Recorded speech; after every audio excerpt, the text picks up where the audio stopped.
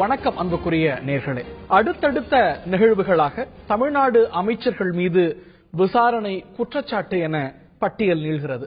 அமைச்சர் விஜயபாஸ்கர் மீது ரெய்ட், அமைச்சர் வேலுமணி மீது உறவினர்களுக்கே கான்ட்ராக்ட் கொடுத்தார் அப்படிங்கிற குற்றச்சாட்டு.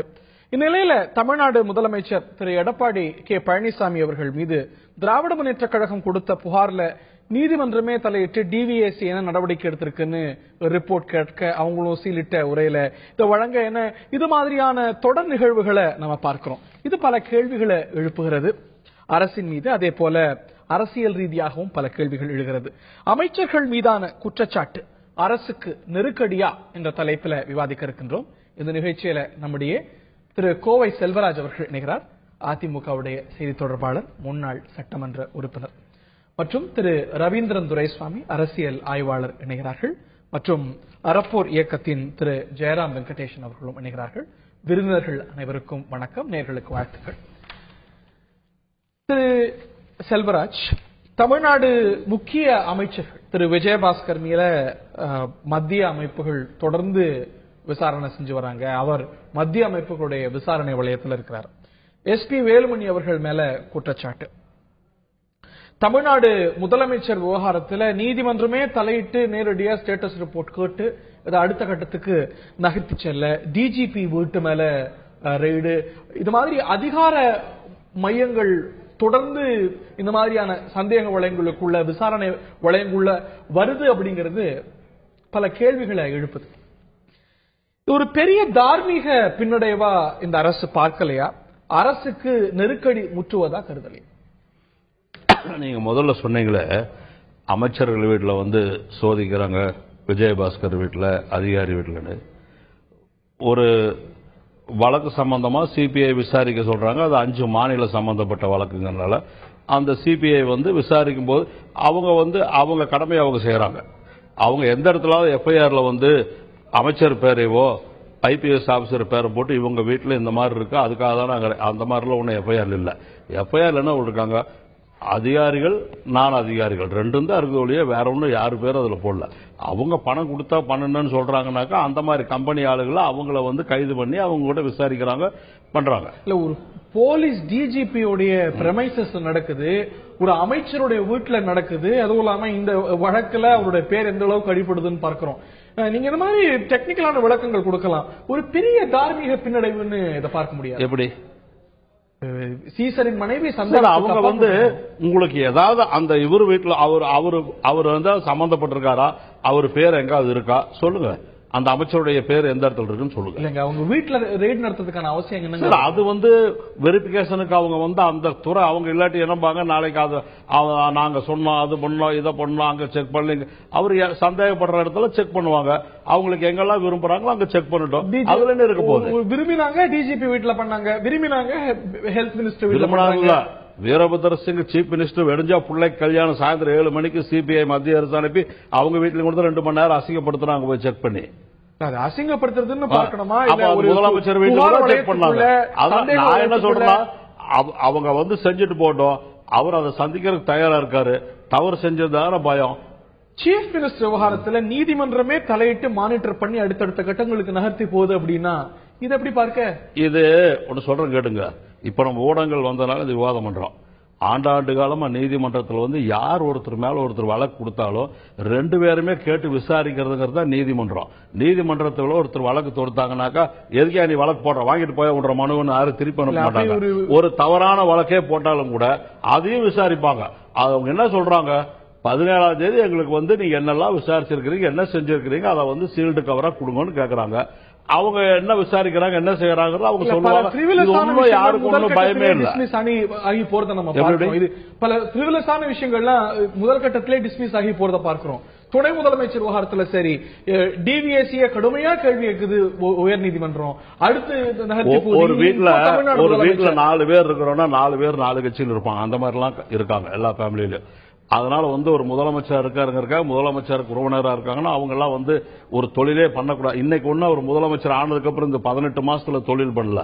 அவங்களாம் 1991 கான்ட்ராக்ட் தொழில் எடுத்து அப்ப இருந்து கவர்மெண்ட் வேலையை எடுத்து செஞ்சுட்டு இருக்காங்க டெண்டரா முறைப்படி. அதுல வந்து அவங்க வந்து இப்போ கூட திமுக ஆட்சியிலும் கூட 2010 1000 கோடி ரூபாய்க்கு வேலையை எடுத்து செஞ்சாங்க.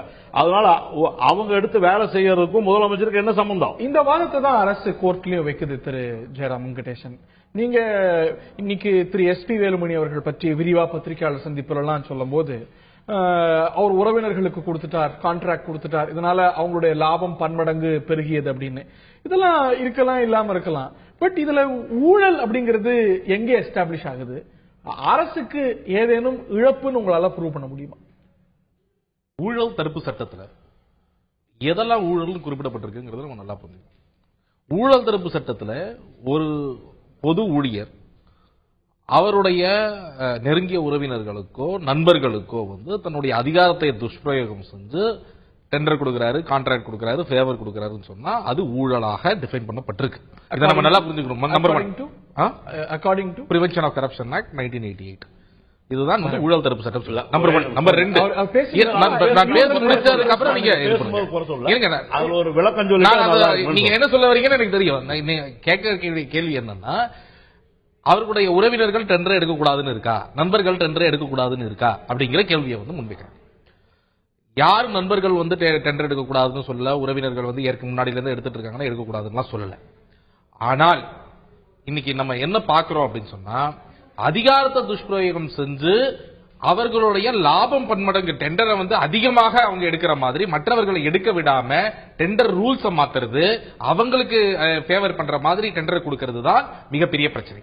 அதை தான் நாம இன்னைக்கு பார்த்துட்டு இருக்கோம். இன்னைக்கு நாங்க வெளிக்கொண்டு வந்ததுல கூட நாங்க என்ன தெளிவா சொல்லியிருக்கோம் சொன்னா, கோயம்புத்தூர் கார்பரேஷன்ல விடப்பட்ட டெண்டர்கள் மற்றவர்களை தடுத்தாங்க அப்படிங்கிறது எப்படி எஸ்டாப்ளிஷ் முடியும்? இப்போ வந்து எல்லாமே இ டெண்டர், எல்லாமே இன்டர்நெட்ல நடக்கக்கூடிய சமாச்சாரம். அப்படியெல்லாம் கிடையாது. இ டெண்டர் கிடையாது. இ டெண்டர் என்பது வந்து அந்த டாக்குமெண்ட் டவுன்லோட் பண்றதுதான் இ டெண்டர். நீங்க திரும்ப போய் நடக்கிற ப்ராசஸ் எல்லாமே மேனுவல். அதை நம்ம நல்லா புரிஞ்சுக்கணும் முதல்ல. ரெண்டாவது, இந்த டெண்டர் விவகாரத்துல வந்து டெண்டர் டிரான்ஸ்பரன்சி ரூல் ஒன்று இருக்கு. அப்ளிகேஷனுக்கு எல்லாருக்கும் சம வாய்ப்பு இல்லையா? இல்ல, அதுதான் நான் சொல்ல வரேன். உங்களுக்கு எப்படி வந்து அது மாத்திருக்காங்கிறத நாங்க இன்னைக்கு வெளியே கொண்டு வந்திருக்கோம். என்ன பண்ணிருக்காங்க அப்படின்னு சொன்னா, இந்த டெண்டர் ரூல்ஸ்ல வந்து நீங்க டெக்னிக்கல் குவாலிஃபிகேஷன் ஒன்னு இருக்கு. அந்த டெக்னிக்கல் குவாலிஃபிகேஷன்ல ஸ்பெசிபிகேஷன்ல வந்து நீங்க உங்களுக்கு நெருங்கினவர்கள் குவாலிஃபை ஆகிற மாதிரி டெண்டர் ரூலை மாத்தி வச்சீங்க அப்படின்னு சொன்னா அந்த ஒருவர் 2 பேர் மட்டும்தான் குவாலிஃபை ஆக முடியும். அததான் இன்னைக்கு கோயம்புத்தூர் கார்பரேஷன்ல பாக்குறோம், சென்னை கார்பரேஷன்ல பாக்குறோம். உதாரணத்துக்கு சென்னை கார்பரேஷனுடைய urban primary health care centre, ஆரம்ப சுகாதார நிலையங்கள்ல ஜனவரி மாதத்துல இருந்து மே மாதம் வரைக்கும் நடக்கிற டெண்டர்கள்ல 9 டெண்டர்ல 7 டெண்டர் வரதன் இன்ஃப்ராஸ்ட்ரக்சர்னு நம்மளுடைய எஸ்பி வேலுமணி அவர்களுக்கு நெருக்கமான நிறுவனத்தில் எடுத்திருக்காங்க. அவங்க எப்படி எடுத்திருக்காங்கிறது ரொம்ப ரொம்ப முக்கியம். ஒரு டெண்டர்ல அவங்களுக்கு அந்த குவாலிஃபை ஆகக்கூடிய டெக்னிக்கல் குவாலிஃபிகேஷன் கூட இல்ல. ஏன்னா அதுல சொல்லப்பட்டிருக்கிறது என்ன, 20 கோடி ரூபாய் டர்ன் ஓவர் லாஸ்ட் 3 வருஷம் இருக்கு. நீங்க எதை வேணாலும் பேசிட்டு இருக்கிறது இல்ல. டெண்டர் என்ன தெரியுமா, நான் பேசுறேன். சும்மா எல்லாம் பேசிட்டு இருக்காங்க. உங்க ஆதாரத்துல நீங்க வச்சுட்டு போங்க. அது தவறாம பொதுமக்களுக்கு பேசிட்டு இருக்காங்க சார். நான் சொல்றேன், நீங்க கேளுங்க. ஒரு நிமிஷம் நான் சொல்லி முடிச்சிடறேன். டெண்டர் என்ன, இமெயில் டெண்டர் வந்து ஆன்லைன்ல போடுறாங்க. யாரா இருந்தாலும் ஒண்ணு சொல்ற கேட்டு ஒரே நிமிஷம் முடிச்ச உடனே சும்மா தவறா சொல்லிட்டு இருக்காரு. வந்து அது டெக்னிக்கல் வந்து யாரா இருந்தாலும் 17 டெக்னிக்கல் இருக்குதுன்னா 17 இருந்தாதான் கொடுப்பாங்க, கொடுக்க மாட்டாங்க. அதிகாரி யாரும் தப்பு பண்ண மாட்டாங்க. விளக்குங்க. சும்மா அவரு தெரிஞ்சவர் பேசிட்டு இருந்தாரு. பொதுக்கூட்டம் மேடையாது, உங்களுக்கு டிவியில பேசுறோம். பொதுக்கூட்ட மேடையில் அவர் பேச அப்புறம் நீங்களும் பேச 64 மெடிக்கல் ஆபீசருக்காக விடப்பட்ட டெண்டர்ல மிக தெளிவா 20 கோடி ரூபாய் கடந்த 3 ஆண்டுகள்ல இருக்கணும்னு சொல்லி 302 ஸ்டாஃப் நர்ஸ் 2 டெண்டர் இருக்கு. இந்த 2 டெண்டர்லயுமே ஒன்றுல 15 கோடி, ஒன்றுல 20 கோடின்னு சொல்லிட்டு அது வந்து வர்தன் இன்ஃப்ராஸ்ட்ரக்சர் மட்டும்தான் குவாலிஃபை ஆகிற மாதிரி டெக்னிக்கல் குவாலிஃபிகேஷன் வச்சிட்டாங்க. இன்னொரு முக்கியமான விஷயம் என்னன்னா, அந்த 20 கோடி ரூபாய் கூட கடந்த 3 ஆண்டுகள் இருக்கணும்னு சொல்லும்போது அந்த வர்தன் இன்ஃப்ராஸ்ட்ரக்சரே குவாலிஃபை ஆகல. ஆனா அவங்களுக்கு குவாலிஃபை ஆகாம டெண்டர் கொடுத்து ஃப்ராட் பண்ணிருக்காங்கிறத ஆதாரத்தை நாங்க வெளியிட்டோம்.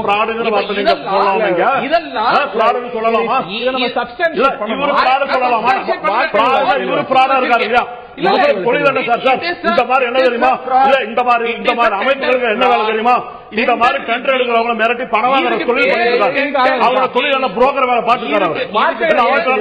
அவரு பேசுறது கேட்க மாட்டேங்கிறீங்க. என்ன சார் அர்த்தம்? என்ன சார் நீங்க கேக்குறீங்க? நீங்க விளையாடுறீங்களா? நீங்க டிவி நடத்துறீங்களா? நீங்க வார்த்தைகளை தெளிவா அது முதல்ல ஒழுங்கா சொல்லுங்க. நீங்க உங்களுக்கு பதில் சொல்லுங்க. எனக்கு முதல்ல கேட்டது வார்த்தைகள் எல்லாருமே தெளிவா. நான் வந்து என்ன ப்ராப்ளம்? வார்த்தைகள் தெளிவா இருக்கும். வார்த்தைகள்ல மிக தெளிவா நான் சொல்றேன் சார். அந்த வார்த்தை என்ன சார்? அதுக்கு சொல்லி சொல்லுங்க. பாருங்க அவர் பேசுறது ரெண்டாவது இருக்கும்போது சப்ஸ்டான்ஷியேட் அதை விட அதிகமா பேச தெரியாது. டெண்டர்ல ஃப்ராட் பண்ணிருக்காங்கங்கிறது திரும்ப அதே அந்த வார்த்தை யூஸ் பண்ணாங்க சார். வார்த்தைகள் தெளிவா இருக்கும். நான் இப்ப சொல்றேன் சார். திரு செல்வராஜ் இருங்க. என்ன இது பேசறதா டிபேட் உங்களுக்கு குற்றச்சாட்டு சொல்லிட்டு இருக்காரு. நான் உங்கள்ட்ட தான் வரேன். திரு செல்வராஜ் இதுல அவங்க வைக்கக்கூடிய ஒரு வாதம் அதுக்கு மேல பதில் சொல்லிடுறான். அவங்க வைக்கக்கூடிய ஒரு வாதம் அதான் நான் உங்கள்ட்ட கேள்வியா முன்னெடுக்கிறேன். நீங்க டிரான்ஸ்பரன்சி இருக்கு இன்டர்நெட்ல சேராங்கன்னு சொன்னா கூட இதுல வந்து ஒரு சில நிறுவனங்கள் அதுவும் ரிலேட்டட் நிறுவனங்கள் தான் இதுல வந்து கலந்து கொள்ளக்கூடிய வாய்ப்பே பெற்றிருக்குங்க. இந்த டெண்டர்ல வந்து யாருமே வந்து முதல்ல வந்து இந்த 5 வருஷம் 10 வருஷத்துக்கு முன்னாடி இருக்கிறப்பெல்லாம் என்ன ஆச்சுனாக்கா டெண்டர் ஃபார்ம் வந்து யாராவது அமைச்சர்கள் சொன்னாதான் டெண்டர் ஃபார்ம் கொடுப்பாங்க. டெண்டர் போட்டு இருந்தாங்க. இப்ப ஆன்லைன்ல இந்த டெண்டர் போடும்போது யாரு டெண்டர் போடுறாங்கிறதே யாருக்கும் தெரியாது. அமைச்சருக்கும் தெரியாது, யாருக்கும் தெரியாது. யாரு வேணாலும் போடலாம். 6 பேர் போடுவாங்க, 7 பேர் போடுவாங்க, 8 பேர் போடுவாங்க. டெண்டர்ல வந்து யார் ரேட் கம்மியா வைக்கிறாங்களோ அவங்களுக்கு தான் பாஸ் பண்ண முடியும்.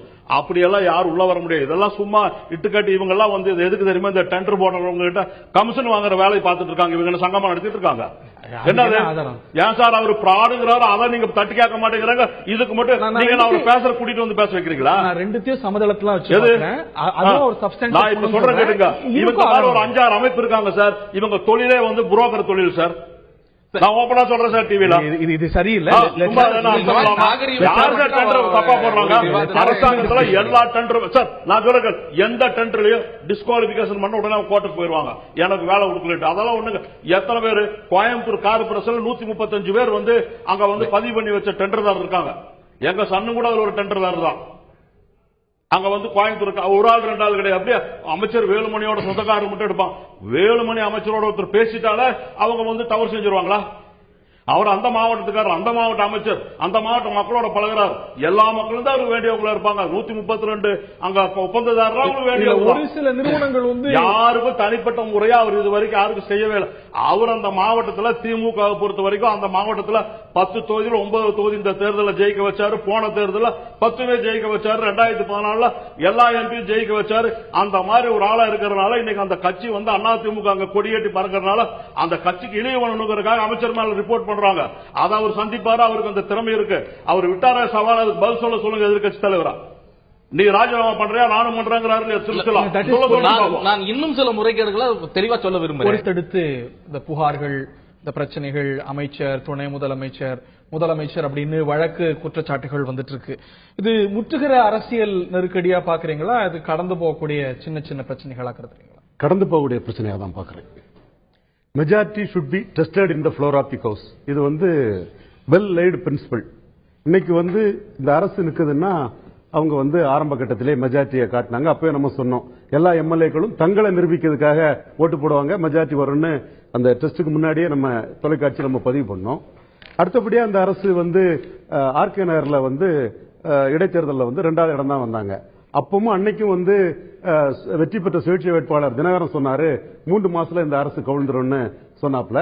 அப்போ இதே நம்ம தொலைக்காட்சியில அதே ரிசல்ட் வந்த நாளுக்கு நான் சொன்னேன் இந்த 3 மாசத்துக்கு பிறகும் தினகரன் இதைத்தான் சொல்லுவாரு, 3 மாசத்துக்கு பிறகு இந்த அரசு கவிழும்னு சொல்லுவாருங்கிற ஒரு கருத்தை சொன்னேன். காரணம் என்னன்னா இந்த அரசை கவிழ்க்கணும்னா அதுக்கு மேஜர் பிளேயர், மெயின் பிளேயர் திமுக கழக தலைவராட்டும் சட்டமன்ற எதிர்க்கட்சி தலைவராட்டும் சுமார் 88 எம்எல்ஏக்களோட இருக்கக்கூடிய திரு மு.க. ஸ்டாலின் தான். அவர் வந்து என்னோட அனுமானப்படி ஆர்கே நகர் ரிசல்ட்டை டிஸ்ப்ரூவ் பண்ணாதது வரை அவர் வந்து இன்னொரு வெஞ்சருக்கு போக மாட்டார்.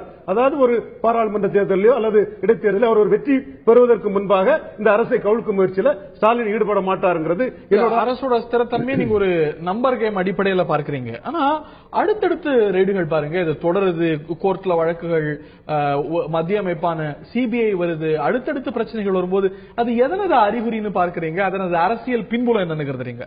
அரசியல் பின்புலம்ங்கிறது இல்ல, அது பியூர்லி ஆன் மெரிட்னு தான் பார்க்க. எதிர்கட்சி வந்து ஆளுங்கட்சிக்கு எதிரான தன்னோட பணியை வந்து எந்த அளவுக்கு எஃபெக்டிவா பண்ண முடியுமோ அந்த அளவுக்கு எஃபெக்டிவா பண்றாரு. திமுக பண்றாங்கன்னு ஒரு சர்க்கிள் சொல்லலாம். இன்னொரு சர்க்கிள் வந்து பாஜகவை பொறுத்தவரையில வந்து சில இதுகளை வந்து நாம அது வந்து சென்ட்ரல் ஏஜென்சி செய்துங்கிறத ஒரு வகையில பார்த்தாலும் இந்த சசிகலா காலகட்டத்தில் நடந்தது வந்து பாஜக பின்னணி பார்த்தோம்னா இதுவும் பாஜக பின்னணி தான். ஒரு சில இதுகளை பார்க்க வேண்டியது இருக்குது.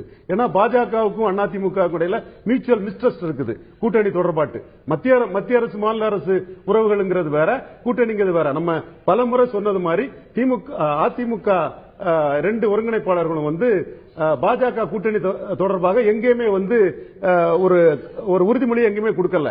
குறிப்பா முதலமைச்சர் வந்து என்ன சொல்லிட்டு இருந்தாருன்னா கூட்டணியை தேர்தல் நேரத்தில் பார்ப்போம், ஆப்ஷன்ஸ் ஓபன் மாதிரி தான் அவர் பேசினாரு. இப்பொழுது இன்னொரு ஒருங்கிணைப்பாளர் பன்னீர்செல்வம் வந்து நாங்கள் மாநில தேசிய கட்சிகளோடு கூட்டணி பேசுவோம் சொல்லி இருக்கிறாப்ல. அர்த்தம் என்னன்னா காங்கிரஸையும் பிஜேபியும் வந்து ஈக்குவல் ஃபுட்டிங்ல தான் சம தூரத்தெல்லாம் வைக்கிறாங்க. அதாவது ஒரு அரசியல் கட்சி வந்து ஒரு ஆப்ஷனை க்ளோஸ் பண்றது வந்து தனக்கு பயன்படாதுங்கிற ஒரே அடிப்படையில தான் பிஜேபி ஆப்ஷன் க்ளோஸ் பண்ணி பேசல. அதுவும் ஒரு ஆப்ஷனா இருக்கட்டும் நினைக்கிறாங்களே தவிர காங்கிரஸ் ஆப்ஷன் அவங்க ஓபன் பண்றாங்க. சோ இன்னைக்குள்ள அரசியல் நிலைப்பாடு வந்து பிஜேபிக்கு உங்களுக்குள்ள மியூச்சுவல் மிஸ்ட்ரஸ்ட்ல ரெண்டு பேருக்கும் இடையில வந்து மத்திய மாநில அரசு உறவை வந்து கூட்டணி எல்லாரும் பேசின அந்த நிலைமை வந்து அரசுக்கு நெருக்கடியா போய் முடியாதா? பிஜேபி தான் பல அடுத்தடுத்த திருப்பங்களுக்கு காரணம் அப்படிங்கும்போது இது ஒரு புது நெருக்கடியா ஒரு மத்தியில இருந்து ஒரு ஆளுங்கட்சி. பிஜேபிக்கு நம்பர் இல்ல, மேஜர் பிளேயர் வந்து ஸ்டாலின் தான். ஸ்டாலினுக்கு அடுத்த ஒரு மைனர் பிளேயரா டிடிவி தினகரன் இருக்கிறாரு, இன்னொரு பிளேயராட்டு காங்கிரஸ் இருக்குது. இதை தாண்டி சுயேட்சை சிம்பல்ல சுயேட்சையில் ஒரு கட்சி தான் முஸ்லீம் லீக் எம்எல்ஏ இருக்காங்க. இந்த 4 பேர் தான் பிளேயர்ஸ். இந்த சூழ்நிலையில வந்து 18 எம்எல்ஏக்களோட கேஸ் வந்து கேட்டான் தவால் அப்படியும் போலாம் இப்படியும் போலாம். ஓகே, அது வந்து ஸ்பீக்கருக்கு எதிராட்டே போதுன்னு சொன்னா கூட அப்பவும் டெஸ்ட் ஆஃப் மெஜாரிட்டி வந்து மதர் ஆஃப் ஆல் பேட்டில் ஸ்டாலினுக்கும் எடப்பாடிக்கும் நடக்கக்கூடிய போர் தானே தவிர அதுல வந்து தினகரன் வந்து செகண்ட் பிடியில் தான், சந்தேகமே இல்லாம.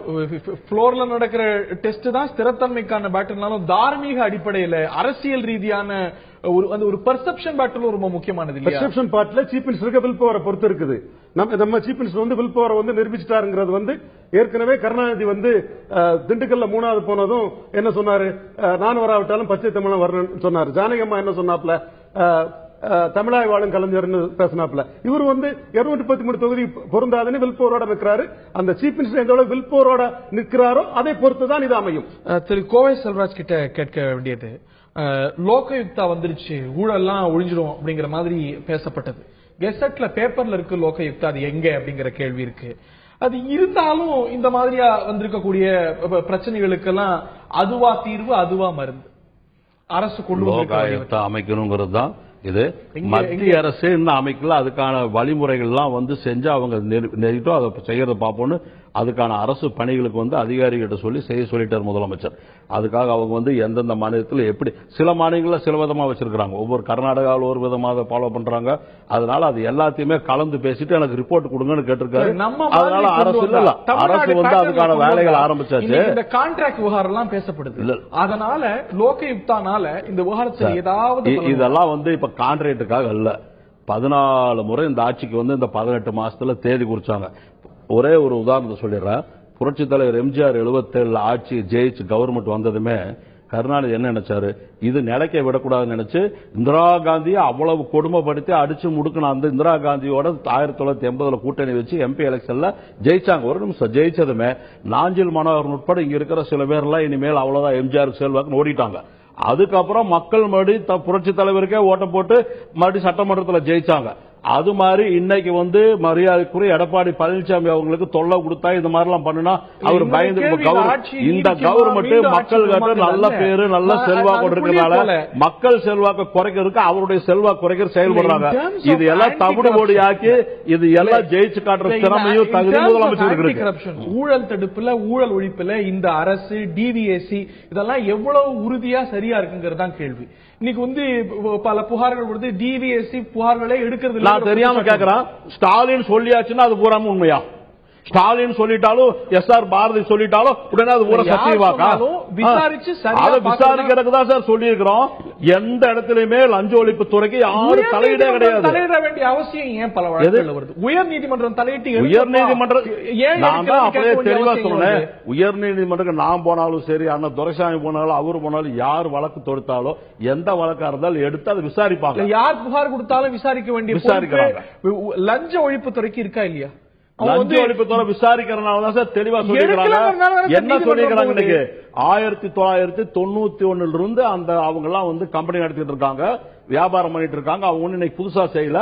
அதனால அவங்க வந்து புதுசா வந்து உறவினருங்கிறக்காக எந்த வேலையும் எடுக்கல. அவங்க முறையா டெண்டர்ல கால்பர் பண்ணி அந்த ஆன்லைன் டெண்டருக்கு போறாங்க. 2 பேர் 3 பேர் பார்ட்டிசிபேஷன் போறாங்க.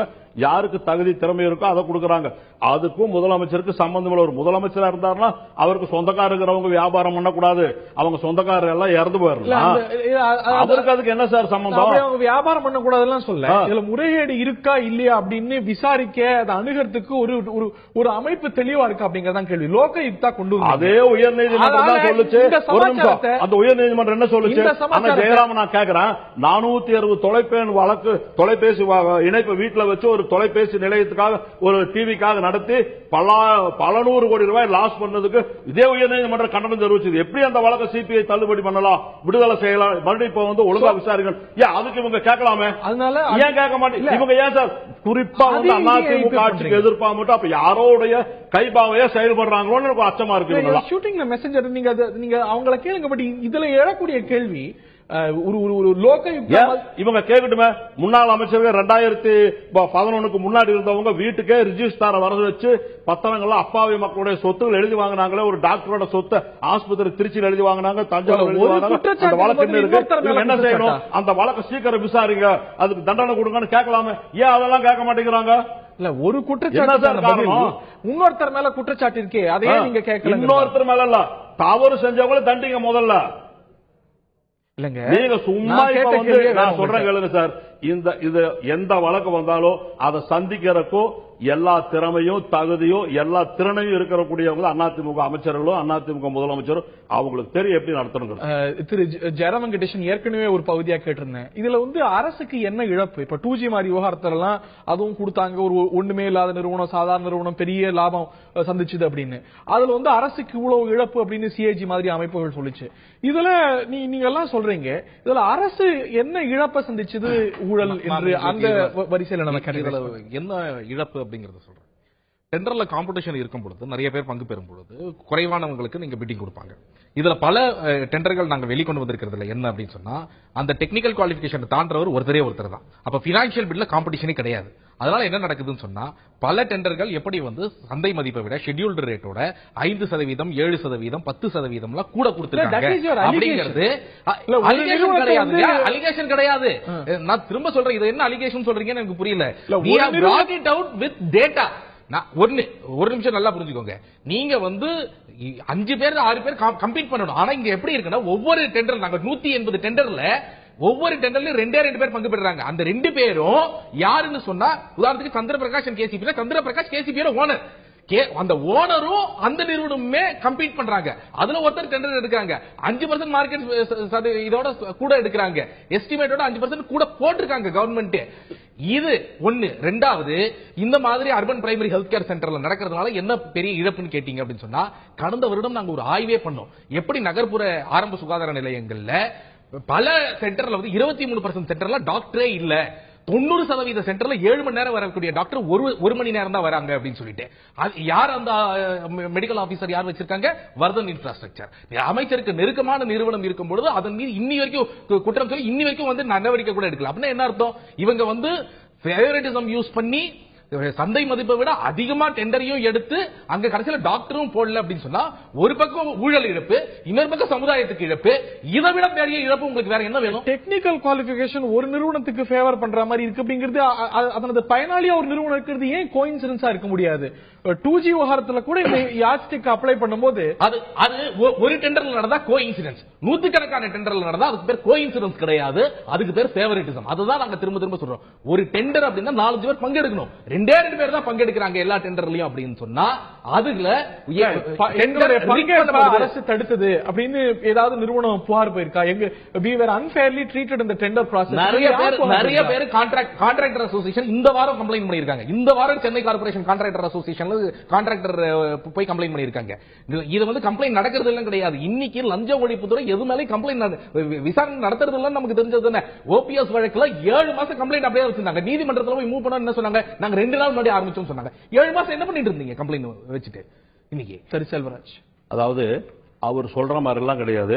டெண்டருக்கு வந்து இப்போ நான் சொல்றேன், பொதுப்பணித்துறை அலுவலகத்துக்கு சேப்பாக்க ரோட்டுக்கு போங்க, ஏதாவது ஆன்லைன் டெண்டர்ல வந்து யாராவது தலையீடு இருக்க ஏதாவது இருக்கான்னு பாருங்க. டெண்டர் 3 மணிக்கு முடியுதா 4 மணிக்கு ஓபன் பண்ணுவாங்க. அவங்க எல்லாருமே பார்ட்டிசிபேஷன் பண்ணுவாங்க. பண்ணிட்டு அதுல யாரு கம்மியா போட்டிருக்காங்க அந்த ஸ்பாட்லயே உங்களுக்கு லெட்டர் அடிச்சு ஒர்க் ஆர்டர் கொடுத்துருவாங்க. இதுதான் நடைமுறையில் இருக்குது எல்லா துறையிலுமே. அதெல்லாம் வந்து சும்மா சொல்றது. மின்சாரத்துறை அமைச்சர் கூட இன்னைக்கு அதான் தெளிவா பதில் சொல்றாரு. எல்லாமே வெளிப்படையா இருக்குது, நீ வந்து பாருங்கன்னு சொன்னார். தவிர யாரோ எழுதி கொடுக்கிற அறிக்கை இப்போ நான் சொல்றேன், வேலுமணி அவங்களுக்கு வந்து அந்த இதை அவர் சொல்றால வரதன்னு அந்த கம்பெனிக்கு வேலுமணிக்கு என்ன சம்பந்தம்? அவரோட எல்லாரும் தான் பழகுறோம். இப்ப நானும் அவருக்கு நண்பர் தான். நான் ஒரு வேலை செய்யறேன்னா அதுக்கு வந்து வேலுமணிக்கு என்ன தொடர்பு? அவருக்கு என்ன சம்பந்தம்? அமைச்சருக்கு என்ன தொடர்பு? நான் கேட்கிறேன். இப்ப என்ன நடந்துட்டு இருக்கு? நான் வந்து இந்த மாதிரி வந்து டெண்டர்ல ப்ராப்ளம் இருக்குன்னு சொல்றேன். அவர் வந்து எந்த பிரச்சனையும் இல்லைன்னு சொல்றாரு. நாங்க என்ன கேட்கிறோம்? தகவல் பெறும் உரிமை சட்டத்துடைய செக்ஷன் 4 படி எல்லா டெண்டர்களுடைய விவரங்களும் நீங்களே இணையதளத்தில் போடுங்களேன். இன்னைக்கு வந்து ராமலிங்கம் கன்ஸ்ட்ரக்ஷன்ஸும் அந்த நாகராஜன் செய்யாதுரையுடைய ஃபர்மோ அவங்களே திரும்ப திரும்ப டெண்டர் எடுத்துட்டு இருக்காங்களா இல்லையான்னு தெரியணும் அப்படின்னு சொன்ன ஹைவேஸ்ல நீங்க யாரெல்லாம் டெண்டர் எடுத்தாங்க ஒவ்வொரு டெண்டரும் அதுல யார் வந்து டெக்னிக்கல் குவாலிஃபிகேஷன் வின் பண்ணாங்க, யாரு ஃபைனல் குவாலிஃபிகேஷன் வின் பண்ணாங்க, பினான்சியல் பிட் எவ்வளவு ரூபாய்க்கு வின் பண்ணாங்கங்கறத வெளிப்படையா செக்ஷன் 4 ஆர்டிஐ படி போடுவதுல உங்களுக்கு என்ன பிரச்சனை? அதை போடுங்க, நாங்க அதை பார்த்துட்டு போறோம். எவ்வளவு டெண்டர் எடுக்கிறாங்க, ஒருத்தரே டெண்டர் வரிசை எடுத்துட்டு இருக்காங்களா இல்ல நிறைய பேர் எடுக்கிறாங்களா நாங்க பார்க்க போறோம். அவங்க பண்ணாம நாங்க டேட்டாவோட இந்த நீங்க அக்செப்ட் பண்ண மாட்டீங்க. இந்த கான்ட்ராக்டர்ஸ் இந்த ஆட்சியில மட்டும் எடுத்தா ஃபேவரட்டிசம் நெப்போட்டிசம்னு சொல்லலாம். முந்தைய ஆட்சியிலே பங்காற்றி இருக்காங்க. கண்டிப்பாக 2Gல நடந்தது என்ன தவறு இல்லாம என்ன 2Gல 200 கோடி ரூபாய் வந்தது நமக்கு தெரியும். அந்த டெலிபோன் லைன்ஸ் நடந்த ஊழல் நமக்கு தெரியும். இதெல்லாம் யாரும் எதிர்க்க ஒரு ஆட்சியோட நெப்போட்டிசமா எப்படி பார்க்கறீங்க? இது தொடர்ந்து நடந்துட்டு இருக்குன்னா ஒரு ப்ரொஃபஷனல் என்கேஜ்மெண்டா ஏன் இருக்க முடியாது? கண்டிப்பாக திமுக ஆட்சியிலேயே அவங்க வந்து பயன்படுத்த கண்டிப்பாக. அதனால தான் நாங்க என்ன கேட்கிறோம், சட்ட ரீதியான மாற்றம் கேட்கிறோம். லோகாயுக்தால இன்னைக்கு டெண்டரை விசாரிக்க முடியாது, டிரான்ஸ்பர் போஸ்டிங் ஊழலை விசாரிக்க முடியாது, 4 வருஷத்துக்கு மேல நடந்த ஊழலை விசாரிக்க முடியாது. இது எதுவுமே நண்பர் சொல்றாரு இல்லையா, நண்பர் சொல்றாரு இல்லையா, சட்டத்துல மாற்றமே கொண்டு வராங்க. எப்படி இதெல்லாம் விசாரிக்க முடியும்? இல்ல நண்பர் இப்ப சொல்றாரு இல்லையா, நான் கேட்கிறேன். ஹைவேஸ் டிபார்ட்மெண்ட்ல 50 கோடி 100 கோடினாக்கா அவங்க இஎம்டி செக்யூரிட்டி டெபாசிட் 5 கோடி 6 கோடி 10 கோடி கட்டணும். அந்த மாதிரி வேலைகளுக்கெல்லாம் யாரும் பணம் கட்டி எடுக்கிற யாரு கட்டி வர்றாங்களோ நிறைய பேர் ஆந்திராவில வந்து கூட இங்க டெண்டர் போட்டு எடுத்து செய்யறவங்க இருக்காங்க. அவர் இல்லைன்னு சொல்லுங்க. இது யாரு தலையிடே கிடையாது சார். இப்பெல்லாம் யாரும் ஒண்ணுமே பண்ண முடியாது சார். அவங்க ஒண்ணுமே பண்ண முடியாது. அதெல்லாம் சும்மா ஜோடிக்கிற வழக்கு புகார்கள் வரும்போது லோகாயுக்தாவால கான்ட்ராக்ட் டெண்டருக்குள்ள போக முடியுமா? எப்படிங்க டெண்டர் விஷயத்தை லோகாயுக்தாவுக்கு டெண்டருக்கு என்ன சம்பந்தம்? எவ்வளவு அதிகாரிகள் தவறு பண்ணா அவங்க 4 வருஷம் ரிட்டையர்ட் ஆனா கூட 4 வருஷத்துக்கு முன்னாடி நடவடிக்கை எடுக்கலாங்கிறத இந்த ஆட்சி இந்த அரசு இந்த விவகாரம் விட்டுருங்க. ஊழல் டெண்டர்ல எப்படி தெரியுமா? டெண்டர் விட்டு எடுத்ததுக்கு அப்புறம் அந்த ஆள் வந்து என்கிட்ட பணம் வாங்கிட்டாங்க, எனக்கு வேலை கொடுக்கும்போது வாங்கிட்டு அந்த மாதிரி ரிப்போர்ட் பண்ணா அதான் விசாரிக்க முடியும். டெண்டர் எடுத்தவன் சொல்லணும். சும்மா போறவங்க வர்றவங்களா புகார் கொடுத்தா அதை விசாரிக்கிறதுக்காக கோர்ட் இருக்கு இல்லையா? அது வந்து ஒரு ஊழல் நடக்கிறதுக்கான நம்ம இதெல்லாம் விட்டுருவோம். அது ஊழல் நடக்க வாய்ப்பு இருக்கக்கூடிய இடமா நீங்க பாக்கலையா? இந்தியா பூரா அவரை கேளுங்க, இந்தியா பூரா எல்லா மாநிலத்திலும் எப்படி டெண்டர் விடுறாங்க, எப்படி விடுறாங்க? ஆன்லைன்ல தான் விடுறாங்க. எல்லாருமே கம்ப்யூட்டர்ல அவங்க வந்து அப்ளிகேஷன் கையில போடுறது இல்ல சார், ஆன்லைன்லயே டவுன்லோட் பண்ணி அங்கேயே ஃபில் பண்ணி அப்படியே கம்ப்யூட்டர்ல போட்டுறாங்க. அது எப்படி சார் தப்பு பண்ண முடியும்? சும்மா எப்படி சார் அவங்க சொல்றாங்க? நீங்களும் கர்நாடகாவில் எப்படி சார் செய்யறா, ஆந்திராவில் எப்படி செய்யறா, தெலுங்கானாவில் எப்படி செய்யறா, கேரளாவில் எப்படி செய்யறா சொல்லுங்க பாப்போம். அந்த மாநிலங்களில் கூட என்ன நடக்குது அதேதான் இங்கேயும் நடக்குது. இன்னைக்கு பல துறைகள்ல ஈவன் மத்திய சங்கத ரயில்வேஸ் மாதிரி துறைகள்ல நீங்க ஆன்லைன்ல சப்மிட் பண்ண முடியும். இங்க ஆன்லைன் இ டெண்டர்ங்கிறது என்னன்னா, இ டெண்டர்னா ஆன்லைன்ல டவுன்லோட் பண்ண முடியும். அதுக்கப்புறம் நீங்க வந்து டெக்னிக்கல் குவாலிஃபிகேஷன் ரவுண்ட்ஸ், டெக்னிக்கல் குவாலிஃபிகேஷன்ல என்ன நீங்க டாக்குமெண்ட் சப்மிட் பண்றீங்க எல்லாமே வந்து உங்களுக்கு அங்க மேனுவல்.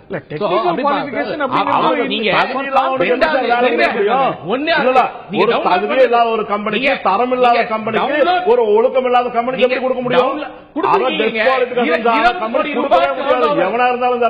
கோடி ரூபாய் டர்ன் ஓவர் வேலை செய்யறாங்க. 15 கோடி ரூபாய் டர்ன் ஓவர் இருக்கிற வரதன் கொடுத்துருக்கீங்க. முன்னாடி ஆதாரத்தோட பேசுறேன். நீங்க ஆதாரம் டெண்டர் டேட்டா ஆன்லைன்ல இருந்து எடுத்துட்டாங்க. அந்த வரதங்கிற கம்பெனிக்கு மந்திரிக்கு என்ன சார் சம்பந்தம்? நான் கேட்கிற பதில் சொல்லுங்க சார். அதுக்கு என்ன சார் சம்பந்தம்? யார் சார் அவரு யாரு? அமைச்சர் யாரு சொல்லுங்க. அமைச்சருக்கு அதுக்கு என்ன தொடர்பு? நல்லது சொல்லுங்க. நீங்க கேட்டதுனால நான் விவரமா சொல்றேன். நல்ல அமைச்சர் வேலுமணி அவர்கள் வந்து அவருடைய நெருங்கிய நண்பர் வந்து ராஜன் சந்திரசேகர்.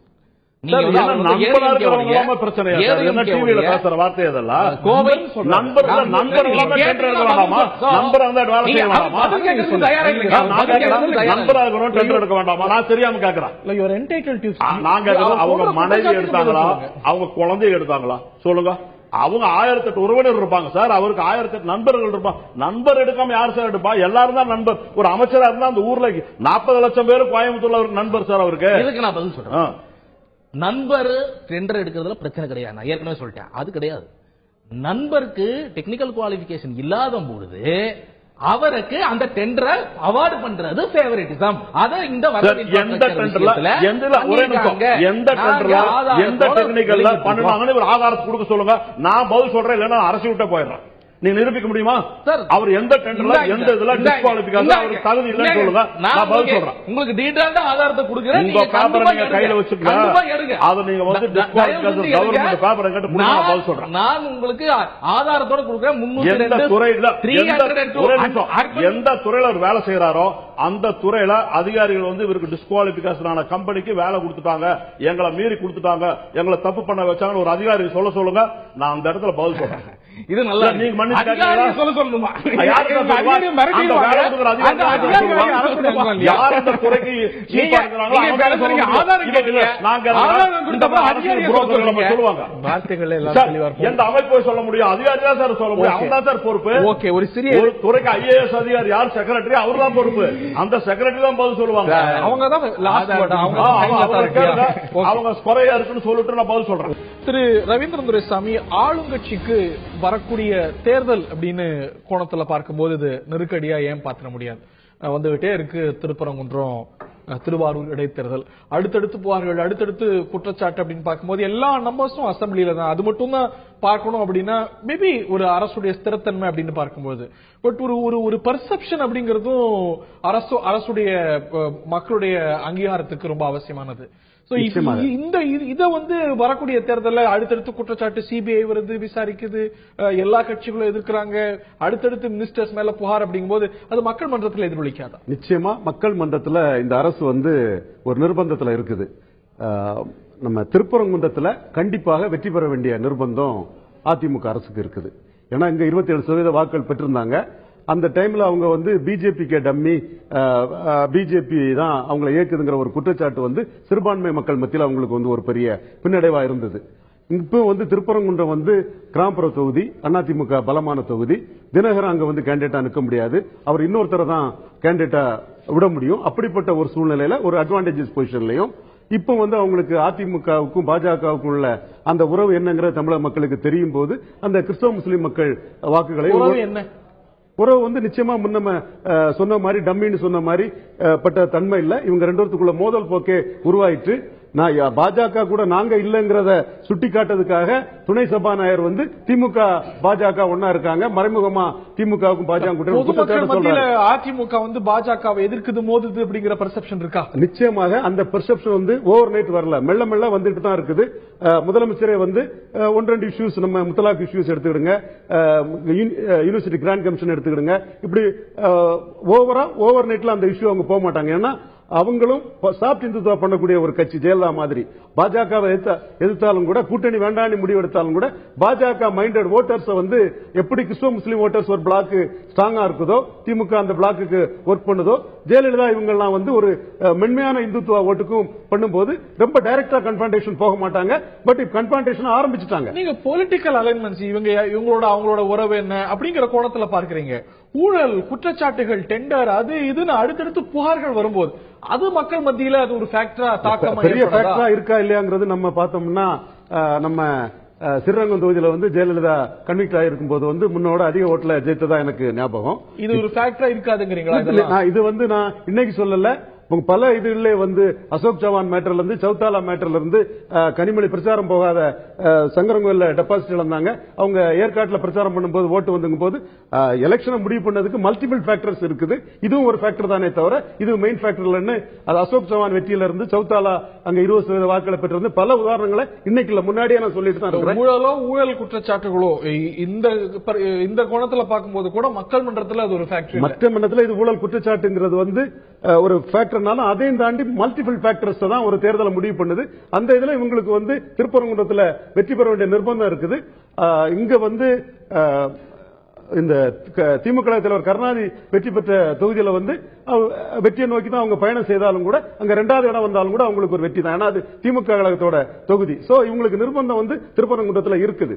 ஆக அந்த திருப்பரங்குன்றத்தில் இருக்கக்கூடிய நிர்பந்தத்துக்கு வந்து அவங்க எந்த அளவுக்கு அதை ஒர்க் பண்ணி பண்றாங்கிறத பொறுத்து இருக்குது. அதுல அட்வான்டேஜஸ் பொசிஷன்ல வந்து முன்ன மாதிரி கிறிஸ்தவ முஸ்லீம்களை வந்து அவங்களை எதிர்க்காத அளவுக்கு அவங்களும் அதுல காய் நகர்த்துவாங்க.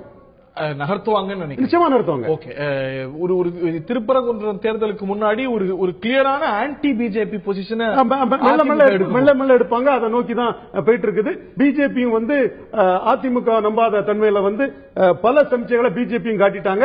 இவங்க வந்து அவங்க பலமான மத்திய அரசுங்கிறனாலையும் இவங்க வந்து சாதம் உள்ள கரண்டி வச்சிருக்கக்கூடிய மாநில அரசுங்கனால தங்களோட எதிர்ப்பை மெல்ல மெல்ல ஸ்டெப் பை ஸ்டெப்பா காட்டுறாங்க. அதை நோக்கி தான் பயணிக்கிறாங்க. இறுதி சுற்று திரு ஜெயராம் வெங்கடேஷ், தொடர்ந்து திரு செல்வராஜ், உங்களோட இறுதியான கருத்துக்கள். எங்களோட இறுதியான கருத்துக்கள் வந்து இந்த ஊழலை குறைக்கணும் அப்படின்னு சொன்னா அதற்கு வந்து 2-3 வழிகள் இருக்கு. அதை நோக்கி நம்ம வேலை செய்ய வேண்டியது அவசியம். ஒன்று, வெளிப்படைத்தன்மை கொண்டு வர வேண்டியது மிக மிக அவசியம். இதை எல்லாத்தையும் வந்து வெளிப்படையா வெப்சைட்ல போடுறதுக்கு அரசாங்கம் முன்வர வேண்டும். 2வது, இந்த ஊழலை விசாரிக்கக்கூடிய அமைப்புகள், இந்த லோகாயுக்தா போன்ற அமைப்புகளுக்கு அதிகாரம் வேணும், தன்னிச்சையா சுதந்திரமா செயல்படணும். இன்னைக்கு அவங்களால ஒரு எஃப்ஐஆர் போட முடியாது, ஒரு சார்ஜ் ஷீட் கூட போட முடியாத பவர் தான் இன்னைக்கு அந்த லோகாயுக்தாக்கு இருக்கு. அதை கொண்டு வருவது மிக மிக அவசியம். 3வது, மக்களுக்கு வந்து நேரடியாக ஜனநாயகத்தில் அங்கீகாரம் கொடுக்கணும். இன்னைக்கு எப்படி நல்ல பிளாட்ஃபார்மையை உடச்சி திரும்ப போட்டுட்டு இருக்காங்க, பல இடங்கள்ல பல ஊழல்கள் நடந்துட்டு இருக்குன்னு பாக்குறோம். இதெல்லாம் மாறணும்னு சொன்னா மக்கள் வந்து நேரடியா வந்து அந்த உள்ளாட்சி அமைப்புகள்ல வந்து இன்னைக்கு வந்து வார்டு கமிட்டின்னு ஒன்னு கேரளால இருக்கு. ஒவ்வொரு 3 மாசத்துக்கு முன்னாடி மீட் பண்ணணும். அவங்க கவுன்சிலரோட லோக்கல் அபிஷியல்ஸா இன்டராக்ட் பண்ண முடியும். அந்த மாதிரி தமிழ்நாட்டில் அர்பன் லோக்கல் பாடிஸ் ஆக்ட்ல சட்ட திருத்தங்கள் கொண்டு வர வேண்டும். இதெல்லாம் வந்து பண்ண வேண்டியது அவசியம் ஒரு பக்கம். இன்னொரு பக்கம் அடுக்கடுக்காக ஆதாரங்களோட இன்னைக்கு ஊழல் குற்றச்சாட்டுகள் வந்துட்டு இருக்கு. தார்மீக அடிப்படையிலாவது விஜயபாஸ்கர் போன்றவர்கள் பதவி விலகுவது மிக மிக அவசியம். அவங்க கிட்ட என்ன கண்டுபிடிச்சா 10,000 ரூபாய் கூட கண்டுபிடிக்கலன்றாரு. ஆனா அவங்க வீட்டுல இருந்து 5 கோடி ரூபாய் கண்டுபிடிச்சது வருமான வரித்துறை தெளிவாக ரிப்போர்ட்ல சொல்றாங்க. 43 மீட்டருக்கு ஆழத்துக்கு நோண்ட வேண்டிய அந்த ஜல்லி இதை வந்து அவங்க கிட்டத்தட்ட 73 மீட்டருக்கு நோண்டி இருக்காங்க. 25 லட்சம் கியூபிக் மீட்டருக்கு நோண்டி இருக்காங்கிறது ஆதாரத்தோட வெளியே வந்திருக்கு ஏரியல் சர்வே மூலமாக. அதனால இவ்வளவு ஆதாரங்கள், அவர் தந்தையே வந்து 12,96,000 ரூபாய் டிரான்ஸ்பரன்ட் போஸ்டிங் ஊழல்ல லஞ்சமாக வாங்கின பணம்னு வருமான வரித்துறை ஒப்புதல் வாக்குமூலம் கொடுத்திருக்காரு. இவ்வளவு அடுக்கடுக்கான ஆதாரங்கள் வந்து கூட ஒரு தார்மீக அடிப்படையில் அமைச்சர் பதவி விலக தயாராக இல்லை அப்படின்னு சொன்னா நாளைக்கு தமிழ்நாட்டுடைய ஃபியூச்சரே ஒரு கேள்விக்குறியா இருக்கக்கூடிய ஒரு. திரு செல்வராஜ் கிட்ட இறுதியான கருத்து. ராசா கிட்ட நீங்க எதிர்பார்த்த தார்மீகம், பூங்கோதை ஆலடி அருணா மேல குற்றச்சாட்டு வந்தபோது நீங்க அவங்கள்ட்ட எதிர்பார்த்த தார்மீகம் ஏன் இங்கு புகார் வந்திருக்கிறது? உண்மை பொய் அதெல்லாம் நிரூபணமாகட்டும். நீங்க வந்து மத்திய அமைப்புகளுடைய கண்காணிப்புல இருக்கிறார், அவரோட வளையத்துக்குள்ள வந்திருக்கார் அப்படின்னா நீங்க எதிர்பார்த்த தார்மீகத்தை நீங்க ஏன் செயல்படுத்த இல்ல? அவர் சொன்னார் இல்லையா, மரியாதைக்குரிய விஜயபாஸ்கர் அமைச்சரா இருக்காரு, தார்மீக பொறுப்பு அமைச்சர் வந்து இன்கம் டாக்ஸுக்கு அவங்க விசாரணைக்கு வந்து பதில் சொல்லி தெளிவா கொடுத்துட்டாரு. 5 கோடி ரூபாய் அவர் வீட்டில இருந்து எடுத்ததாக எந்த இடத்துல இன்கம் டாக்ஸ் சொல்ல. இன்கம் டாக்ஸ் வந்து இந்த அரசியல்வாதிக மாதிரி எல்லாம் வந்து இத்தனை ரூபாய் வருமான வரிங்கிறது ஒண்ணுதான் இன்கம் டாக்ஸ்.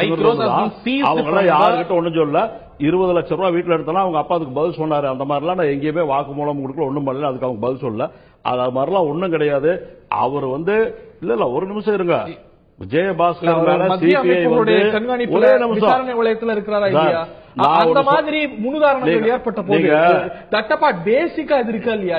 இது இந்த சூழல் ஏற்பட்ட போது நீங்க வந்து உங்க எதிர்கட்சியிட்ட எதிர்பார்த்த தார்மீகம் நான் சொல்றேன் கேளுங்க. இப்போ எந்த இடத்துலயாவது அவங்க வந்து ஒரு ரிப்போர்ட்ல எஃப்ஐஆர்ல விஜயபாஸ்கர் பேர் இருக்குதுன்னு சொன்னாங்கன்னா அவரை சொல்லுங்க. அந்த மாதிரி இல்லாத போது யாரோ ஒருத்தர் இவங்க சும்மா ஒரு குற்றச்சாட்டு எதிர்கட்சிகளோ இவங்களும் சும்மா சொல்லிட்டாங்க உடனே ஒரு அந்த அவசியம் மாதவராவ் எந்த இடத்துல மாதவராவ் அறிக்கை விட்டுருக்காரா நான் கொடுத்தேன்னு சொல்லி நீங்க எங்க பாத்தீங்க? அவன் சும்மா விஆர் யாரு அவங்க வீட்டுல 1000 பேர் இருப்பாங்க, விஆர் ஏஆர் எஃப்ஆர் சொல்லி அதெல்லாம் வந்துருமா?